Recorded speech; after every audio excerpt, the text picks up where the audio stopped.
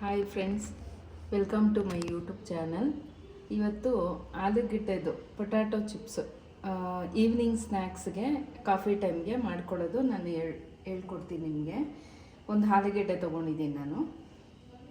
ಅದನ್ನು ತೊಳ್ಕೊಂಡು ಅದನ್ನು ಸಿಪ್ಪೆ ತಗೊಬೇಕು. ಸಿಪ್ಪೆ ತಗೊಂಡು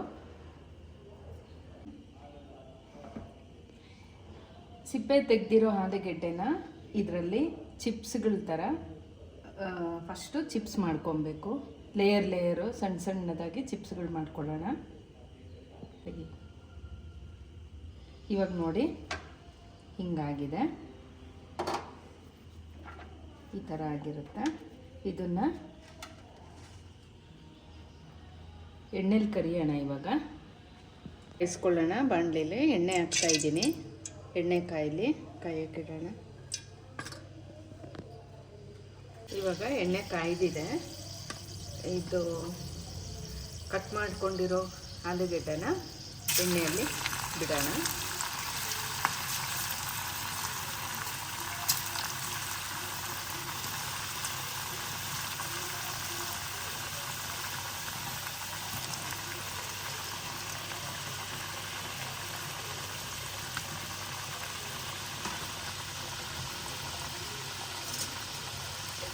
ಇದು ಸ್ವಲ್ಪ ಚೆನ್ನಾಗಿ ರೋಸ್ಟ್ ಆಗೋವರೆಗೂ ಫ್ರೈ ಮಾಡೋಣ. ಇವಾಗ ರೋಸ್ಟ್ ಆಗಿದೆ. ತುಂಬ ಜಾಸ್ತಿ ರೋಸ್ಟ್ ಮಾಡೋದು ಬೇಡ, ಮೀಡಿಯಮಾಗಿ ಮಾಡ್ಕೊಳ್ಳೋಣ. ಇದನ್ನು ಪ್ಲೇಟ್ಗೆ ಸರ್ವ್ ಮಾಡ್ಕೊಳ್ಳೋಣ.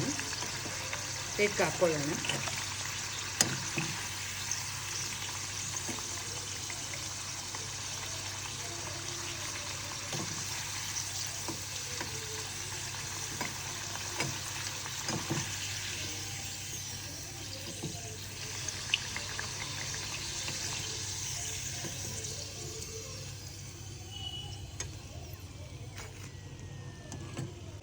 ಇವಾಗ ಇದಕ್ಕೆ ಸಾಲ್ಟ್ ಹಾಕ್ಕೊಳ್ಳೋಣ.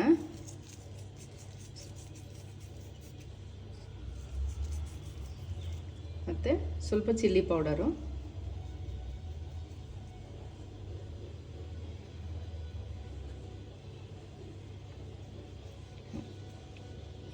ರೆಡಿಯಾಗಿದೆ.